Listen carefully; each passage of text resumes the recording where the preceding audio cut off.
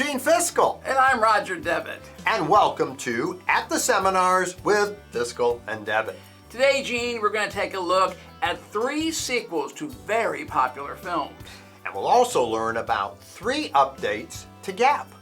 Our first topic will involve a very complex and troubling topic to many practitioners. In fact, some people might find this topic somewhat disturbing. So let's learn about credit losses with an equally disturbing character, bottle juice.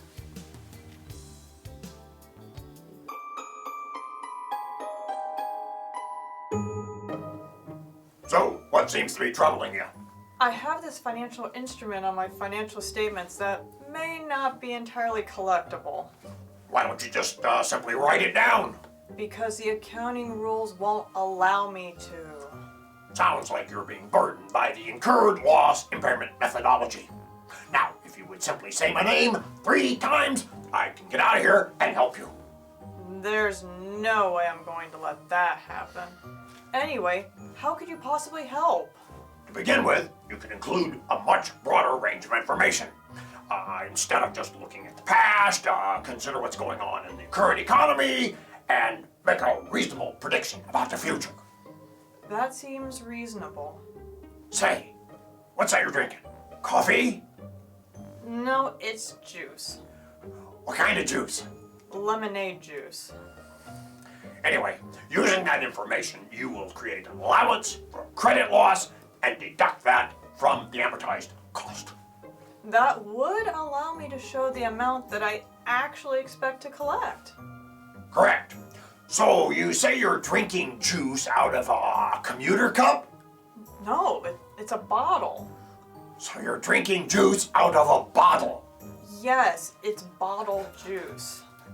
So what would I do with the other side of the journal entry? You would simply report that as a loss in net income. So you say you're drinking coffee out of a bottle? No, it's juice out of a bottle. Bottle juice. But this seems like it would be more applicable to financial institutions than to general companies. It would be more complex for financial institutions, but will work for other companies as well. So I see you're really enjoying that bottled Frappuccino. It's bottle juice, bottle juice, bottle juice.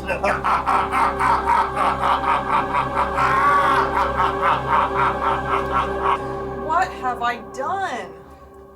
Here you go. This Cecil update should give you all the guidance you need.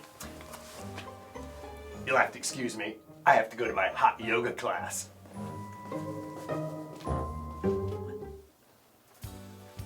So, Gene, what did you think? Pretty good, Roger. I give it a thumbs up. Gene, did you know under the old rules you were not allowed to write down a loss until it was probable that a loss had been incurred? And I know that frustrated a lot of financial statement preparers. Very true, Gene. So what's our next film?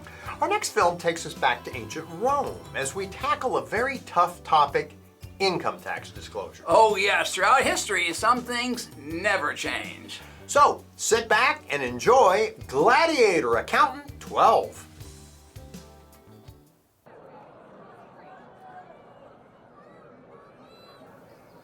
So Caesar, what will be the entertainment for today? The people have grown tired of our normal battles, so my advisor has created the most terrifying foe ever to battle our gladiators. Income tax disclosures. Oh yes, we must pay to Caesar what is due, Caesar. Send in Abacus Maximus. Send out the first disclosure. Oh, how entertaining! He's required to disclose the amount of income taxes paid, disaggregated by the federal, state, and foreign. Net of refunds received, of course. Next, you'll have to show the amount of income taxes paid disaggregated by individual jurisdictions. Oh yes, but only if it's equal to or greater than 5% of the total income taxes paid.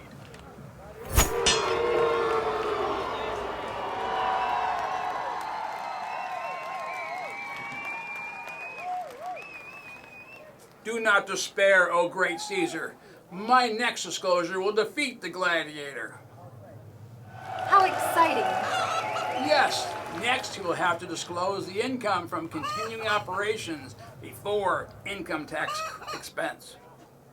Disaggregated between domestic and foreign, of course. Why, of course, O great Caesar. How about showing the income tax expense from continuing operations as well? Yes, that would be most entertaining. And disaggregated by federal, state, and foreign.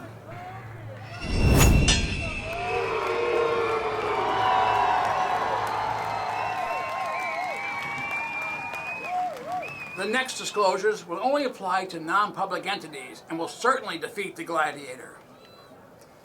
What will be required by this opponent? This foe will require qualitative disclosures about specific categories of reconciling items. And individual jurisdictions as well? Yes, or anything that will result in a significant difference between the statutory tax rate and effective tax rate.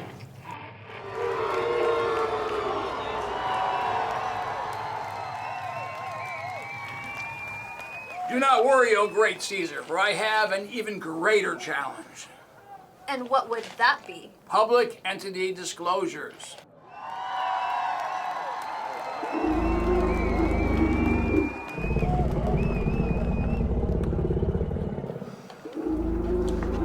He will be required to disclose specific categories in the rate reconciliation, as well as additional information for items that meet a quantitative threshold. I decree that he will also be required to disclose the tabular reconciliation using both percentages and reporting currency amounts. Excellent idea, O great Caesar.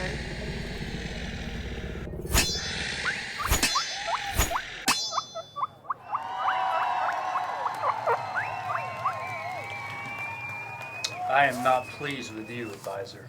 Have patience, O great Caesar, for I have created a new breed of warrior, even more powerful than the Senate. What is that? I've never seen such a hideous creature. I call it an IRS agent.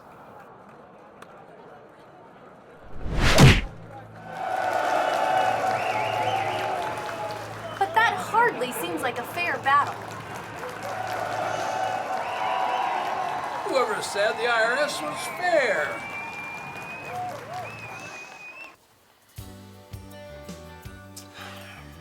Well, that was kind of a cheap shot. Thumbs down. True, but it's always good for a laugh. Thumbs up. Fair enough. And speaking of fair, our next topic deals with leasing situations which may not seem quite fair. Common control leases. True, the fact that they're not conducted at arm's length can create some headaches for the new lease standard. So, in our last clip, we'll explore this epic struggle between Gapzilla and King Kang.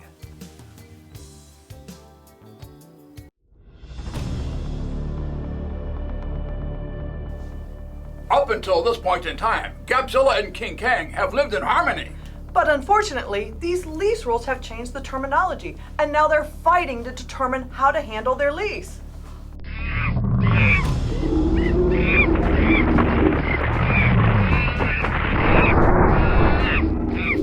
The problem is that the treatment is based on the terms, and terms are based on what is legally enforceable. And that could be very difficult to determine for a common lease between related parties.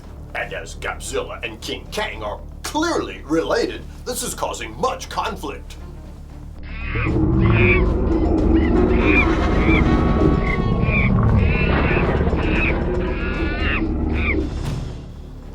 This is very important as it will determine whether the lease will be capitalized or not. Yes, if the lease is determined to be for 12 months or less, it will not need to be capitalized. But because related parties can operate outside the written terms, this could be tragic.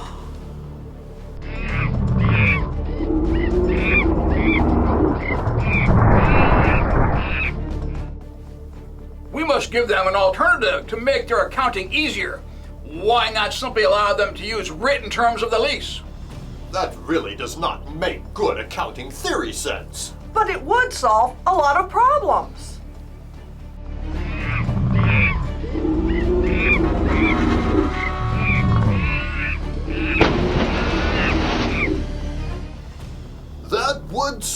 lease term issue. But what about leasehold improvements? You're right. With a short-term lease, the improvements would be amortized way too quickly.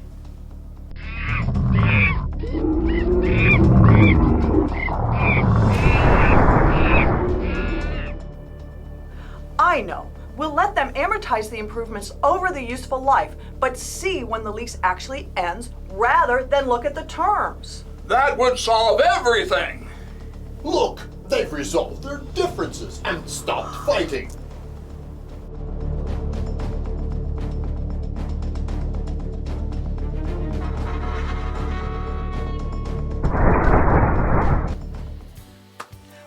What an epic battle! And they both win due to the accounting update. Thumbs up, twice. No way. Thumbs down. What do you mean, Gene? Going with written terms? Are you kidding? Have you ever looked at a common control lease? They say whatever they want to. Why do I torture myself doing this show with you every year? Just